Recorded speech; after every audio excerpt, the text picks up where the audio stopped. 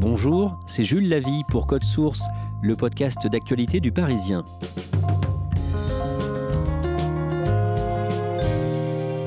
Connaissez-vous l'histoire du pansement Schubert ? Cette histoire, c'est celle de la violoncelliste Claire Opert. Elle a été racontée récemment dans Le Parisien par la journaliste Pauline Darvé de l'agence des Hauts-de-Seine du Parisien. Après avoir lu cet article, la reporter de Code Source, Claudia Prolongeau, a eu envie d'aller à la rencontre de cette violoncelliste pour l'écouter.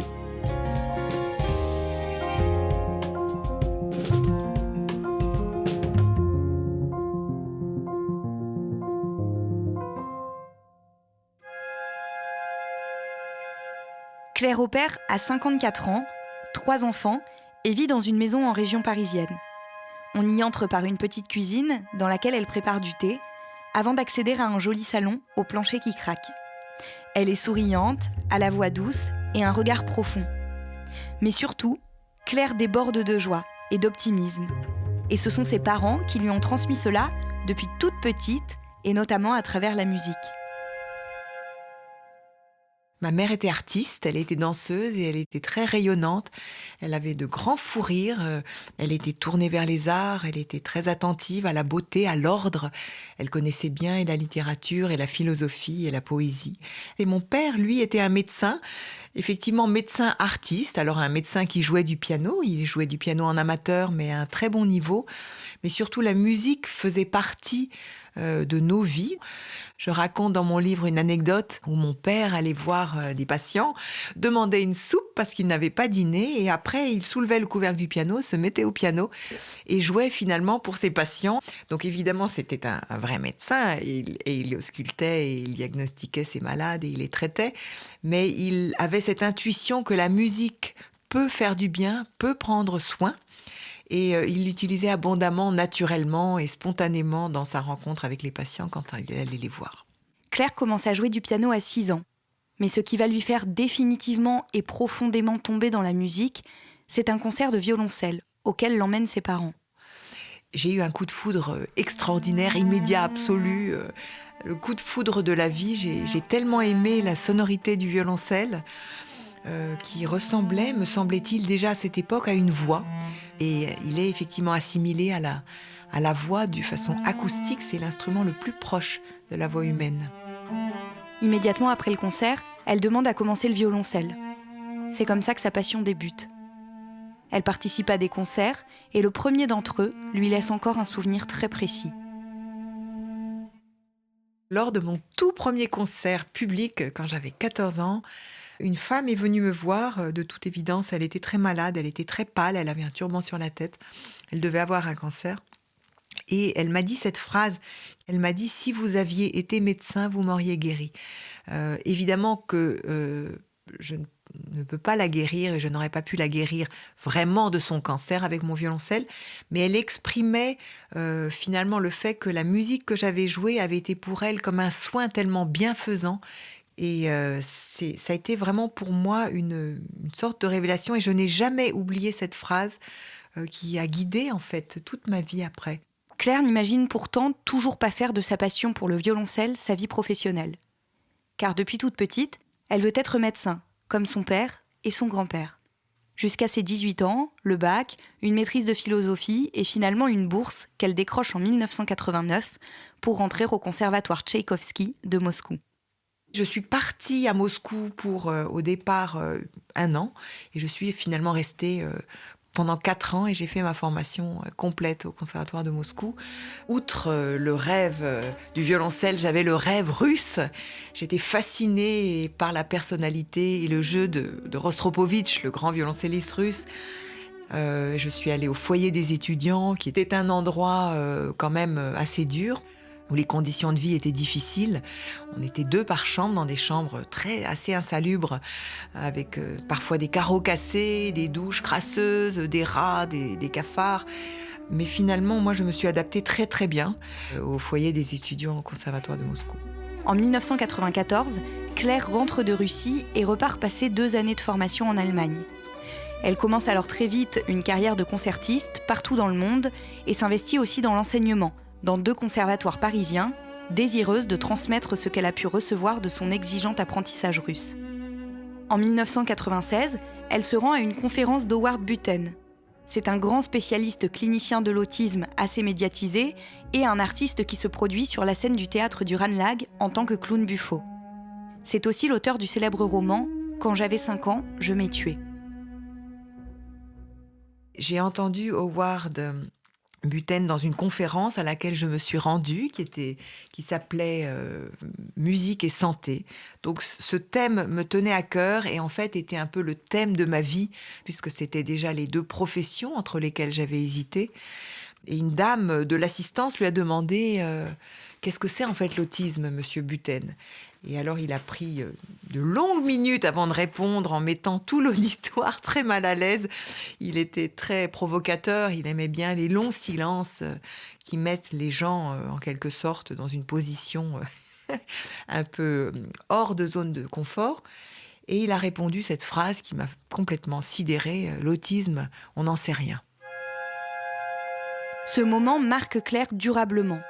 Mais ce jour-là, elle ne parvient pas à rencontrer le grand Howard Buten. C'est donc l'année d'après qu'elle tente sa chance. À ce moment-là, il vient d'ouvrir le centre Adam Shelton à Saint-Denis pour accueillir les grands autistes. Howard m'a en quelque sorte fait confiance puisqu'il m'a invitée dans son centre. Il m'a dit surtout, jure-moi que tu ne liras rien, que tu n'apprendras rien sur l'autisme. En fait, il poursuivait cette idée que l'intuition était plus forte et meilleure conseillère que la théorie. Et pendant 6 ans, chaque semaine, dans la mesure de mes possibilités, quand j'avais pas de concert qui m'en empêchait, je suis venue à la rencontre des grands autistes. La rencontre avec Paul, par exemple, qui était un enfant autiste non parlant, assez violent, qui un jour, à l'écoute d'une certaine musique, c'était la suite de Bach, numéro 5 de Jean-Sébastien Bach, a eu une réaction d'une extrême violence. En fait, il a brisé mon violoncelle d'un coup de poing.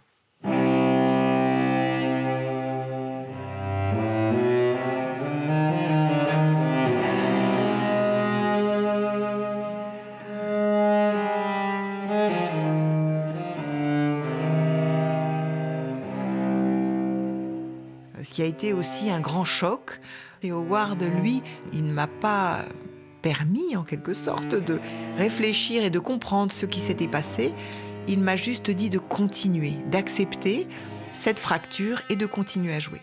Claire fait confiance à Howard et continue. C'est alors que Paul, qui l'avait jusqu'alors ignoré, se met à la regarder dans les yeux et vient même toucher l'instrument pour glisser sa main dans le trou qu'il a créé. Howard en est bouleversé. 4 mois plus tard, quand Claire rejoue la même suite de Bach, le petit Paul rentre immédiatement dans la même violence que la première fois. Je ne sais pas pourquoi, ce prélude précisément, pourquoi est-ce qu'à 2 reprises il a brisé le violoncelle à l'écoute de ce morceau. Je n'ai toujours pas d'explication. Mais je pense que la musique, elle, atteint très très profondément ce qui est enfoui en chaque personne et qu'elle suscite les émotions. Donc je suis restée sans explication, mais avec beaucoup d'avancement dans la relation avec ce jeune autiste, qui en fait littéralement se calmait à l'écoute de la musique, venait poser ses mains sur le bois. Claire rencontre comme ça des dizaines d'enfants, pour lesquels elle va venir jouer pendant plusieurs années. Parallèlement, elle multiplie les concerts et s'investit beaucoup dans l'enseignement. Au bout d'un temps, constatant les effets bienfaisants de sa musique sur les jeunes autistes, elle souhaite comprendre. À la fin des années 2000, elle débute donc une formation en art-thérapie à la faculté de médecine de Tours, qui lui prend beaucoup de temps et l'oblige à arrêter de se rendre au centre Adam Shelton. À l'occasion d'un stage au cours de cette formation, elle rencontre Jean-Marie Gomard, chef du service de soins palliatifs de l'hôpital Sainte-Périne à Paris. Pendant 9 ans, elle ira jouer de la musique dans son service. Dans le même temps, à partir de 2011, Claire intervient également dans un EHPAD parisien en unité de vie protégée auprès de patients atteints de démence. C'était plus des séances en groupe. On a eu des résultats magnifiques. Il y a des personnes qui ne bougeaient plus, qui ont commencé à bouger leurs orteils, leurs pieds, leurs doigts, leurs mains, leurs yeux, leur tête à l'écoute de la musique. Des personnes qui ne reconnaissaient pas leur fille pouvaient en fait réapprendre des paroles de chansons.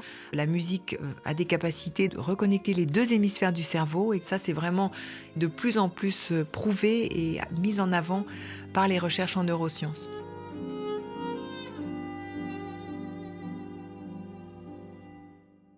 Il y avait une résidente qui était une ancienne pianiste, qui avait fait du théâtre, qui était une femme magnifique, avec une carrière artistique derrière elle, qui était démente, et dont les infirmières n'arrivaient pas à faire le pansement parce qu'elle se débattait, les mordait, les insultait. Elle était très, très, très violente. Je suis passée devant elle, les infirmières vraiment peinaient à lui faire son pansement. Je me suis arrêtée complètement spontanément, j'ai tiré une chaise, et puis je lui ai joué le mouvement lent du deuxième trio de Schubert.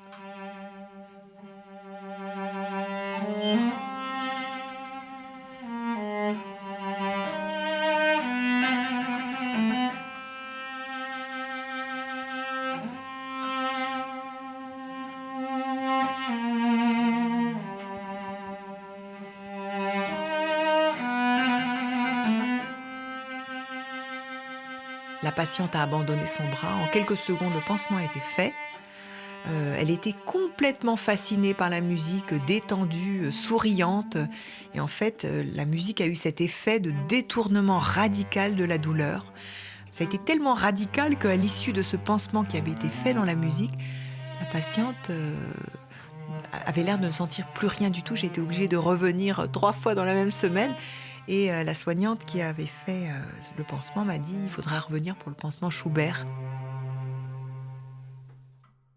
À la suite donc de cette aventure spontanée avec Madame Kessler en 2012 dans l'EHPAD parisien, j'ai parlé de cette aventure au docteur Jean-Marie Gomas qui a eu l'idée, on l'a eu en fait simultanément, de faire une étude clinique qui tenterait à observer les effets de la musique vivante, donc c'est-à-dire mon violoncelle, au cours d'un soin douloureux. L'étude clinique pansement Schubert a débuté en 2013.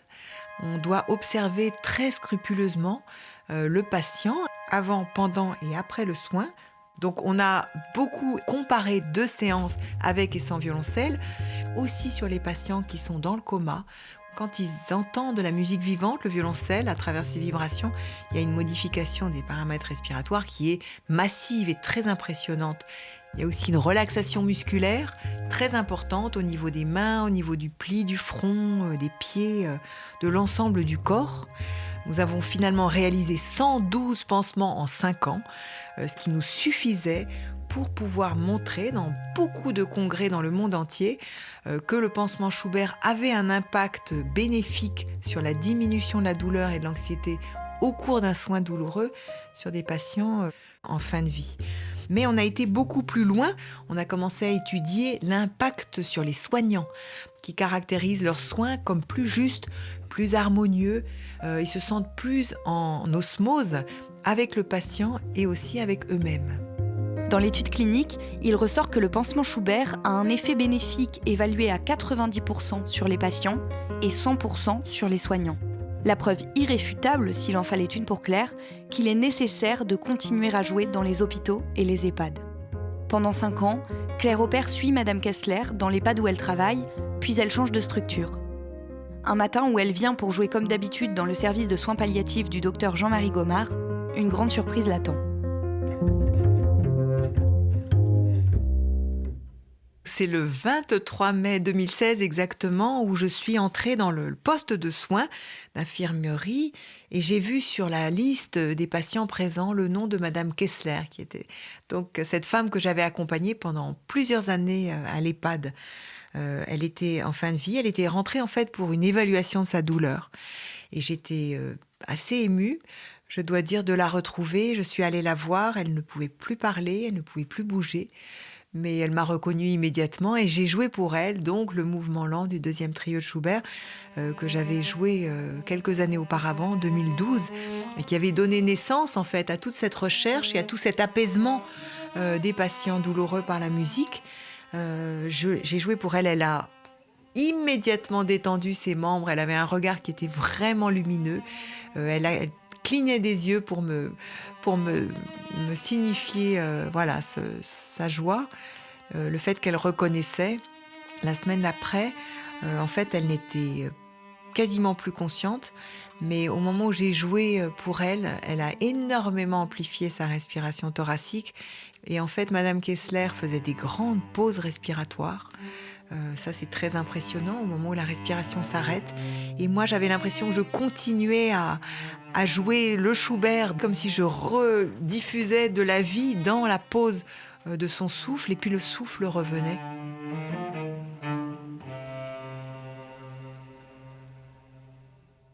C'était une expérience très impressionnante. Comme j'étais très liée à cette personne, j'avais l'impression qu'elle n'était plus que souffle et lumière.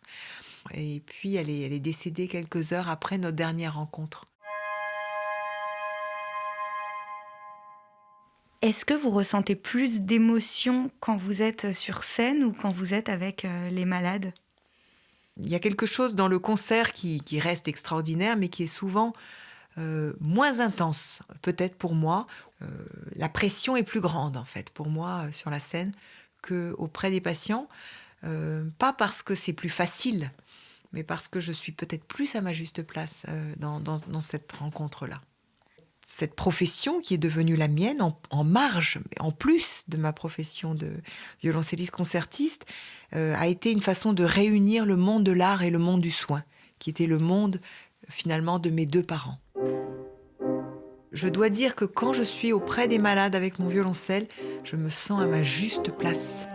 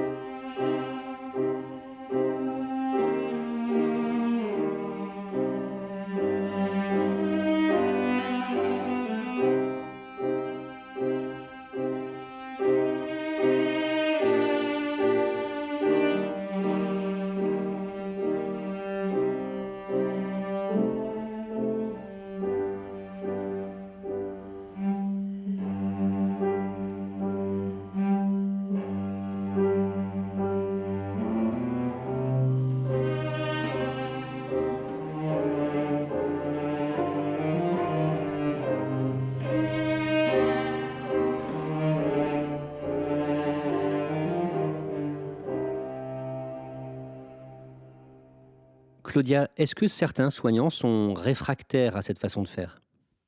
Alors c'est très rare, mais c'est effectivement arrivé, notamment avec une soignante qui ne voulait tout simplement pas faire de soins avec la musique de Claire. Claire analyse ça comme le fait que certains d'entre eux peuvent être vexés qu'on leur dise que de la musique peut améliorer ce qu'ils font, parce qu'ils font de leur mieux possible et que leur soin est très bon à l'origine. Mais en fait, ce qu'elle dit, elle, c'est que ça n'est pas sa présence à elle qui améliore le pansement, mais c'est aussi l'espèce de culture d'équipe qu'il y a autour de ça, le fait que tout le monde travaille ensemble, et ça, pour le patient, c'est très agréable d'avoir autour de soi des gens qui sont en harmonie. Est-ce que le pansement Schubert est étudié au conservatoire ? Oui, c'est assez récent et elle en est très reconnaissante. C'est notamment le violoncelliste Jérôme Pernaut qui, au Conservatoire national supérieur de Paris, fait étudier le livre Le pansement Schubert à ses étudiants. Comme Claire, il pense que le regard des musiciens doit changer et qu'ils doivent évidemment travailler de toute leur force et tendre vers l'excellence, la maîtrise de leur instrument et la compréhension de la musique, mais qu'ils doivent également avoir un regard global qui peut imaginer que la musique a plusieurs formes et qu'elle peut résonner dans d'autres lieux. Donc Claire, ça, c'est une idée qu'elle défend vraiment, et elle est aussi invitée dans les facultés de médecine pour parler de son pansement Schubert. Dernière question, Claudia. Est-ce que Claire Opère continue à enseigner la musique ? Oui, c'est très important pour elle l'enseignement, et elle est très exigeante. Alors elle enseigne pas du tout de la même manière qu'elle a reçu des cours en Russie, parce que c'était très dur là-bas. Elle essaye de pas être aussi dure avec ses élèves, mais elle est exigeante, ils travaillent beaucoup. Elle me dit que même les plus petits s'entraînent au moins 2 heures par jour, et elle, en temps normal, quand il n'y a pas de pandémie, elle leur fait donner des concerts tous les 2 mois. Et le livre de Claire Opère, Le pansement Schubert, est sorti en 2020 chez De Noël. Merci Claudia Prolongeau. Cet épisode a été produit par Thibault Lambert et Mathias Pengili. Réalisation, Julien Moncouquiol. Code Source est le podcast d'actualité du Parisien, disponible chaque soir du lundi au vendredi. Pour ne rater aucun épisode, abonnez-vous gratuitement sur une appli de podcast comme Apple Podcast ou Google Podcast. N'hésitez pas à nous écrire, codesource@leparisien.fr. Et puis si vous aimez Code Source, parlez-en à vos proches, à vos amis, et dites-le nous en laissant des petites étoiles ou un commentaire sur votre application préférée.